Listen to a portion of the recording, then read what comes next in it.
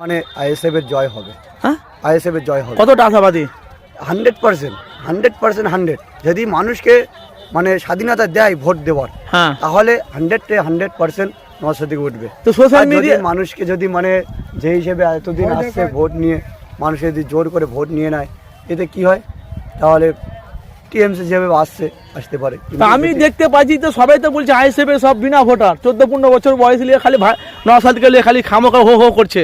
ওদের ভোটের ছবি হয়নি, আর যাদেরই ভোটের ছবি হয়েছে তারা তৃণমূলকে চাইছে। এই তো আমরা দেখুন, আমাদের দেখুন, এটা বিরোধীদের কথা, এদের শাসকের কথা, তাদের কোনো পয়েন্ট খুঁজে পাচ্ছে না। তারা কোনো পয়েন্ট খুঁজে পাচ্ছে না, কোন কথা তারা বলবে। সেই জন্য তাদের একটা পয়েন্ট বার করতে হবে, তাদের চালাতে হবে এটা নিয়ে, ওই জন্য তারা চালাচ্ছে। কিন্তু কিছু লোক বলছে ওদের ভোটের ছবি চেক করো, ওদের ভোটার হয়নি, ওদের লিস্টই নেই সরকারের খাতায়, আধার কার্ডে পেন কার্ডে ভোটের ছবি লিস্ট নেই। আমাদের তো আছে, আমরা বললে তো আমার মোবাইল ফটো দেখে দেবো, আমাদের তো আছে। তাদেরকে কিছু বলবে যারা সব কথা বলেছে?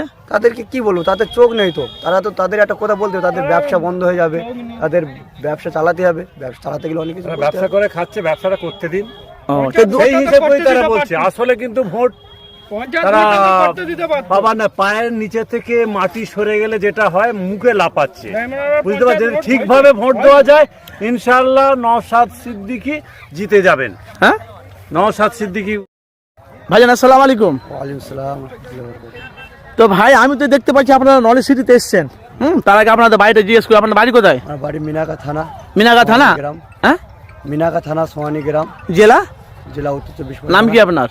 মোহাম্মদ জাহাঙ্গীর হোসেন গাইন। তো ভাই আমি দেখতে পাচ্ছি যে নলেজ সিটির মাঠে হাজার হাজার মানুষের জনসমুদ্র নেমেছে, ভাইজানের টানে সব এসেছে, ওদিকে ভাইজান গিয়ে ওদিকে মুসাফা করছে। যে নলেজ সিটিতে যে আপনি এসছেন, আপনারা এসছেন যে নলেজ সিটি দেখার জন্য এসছেন, না নলেজ সিটি মাঠটা দেখার জন্য এসছেন, না ভাইজানকে দেখার জন্য এসছেন, না ভাইজানের বক্তব্য দেখার জন্য এসছেন, না ভাইজানকে ইউটিউবে আপনারা দেখেছে হয়তো ডাইরেক্ট দেখেনি, সে কারণে এসে কি কারণে এসছেন নলেজ সিটি মাঠে? কথা বলবো যে আমরা ভাইজানের সাথে সাথে নলেজ সিটি যে আমরা দিয়েছি, সে কাজ ঠিক মতন হচ্ছে কিনা, আমাদের যে বিশ্বাস ছিল সেই বিশ্বাসটা পুরো অক্ষরে অক্ষরে ভাইজান পালন করছে। অনেক মানুষ বলেছে নলেজ সিটি মাঠে গরু ছাগল ভেড়া সবকিছু চলছে, ভাইজান তো সব টাকা খেয়ে নিয়েছে। কিন্তু এখন দেখতে অনেক মানুষের যে চোখটা নেই, সেই চোখটা যে মানে সে সচরাচর যে চোখটা থাকবে সেই চোখটা নেই তাদেরকে, যে মানে ভালো জিনিস তাদেরকে চোখে সয় না। হ্যাঁ, যারা দেয়নি তারা অনেকে বলছে যে আমার হিসেব দরকার, অথচ তাদের খোঁজ নিয়ে দেখুন, আপনারা মিডিয়া খোঁজ নিয়ে দেখুন, তারা 1 পয়সাও দেয়নি নলেজ সিটিতে।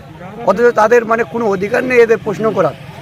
যারা দেয়নি তাদের কোনো প্রশ্ন অধিকারই নেই।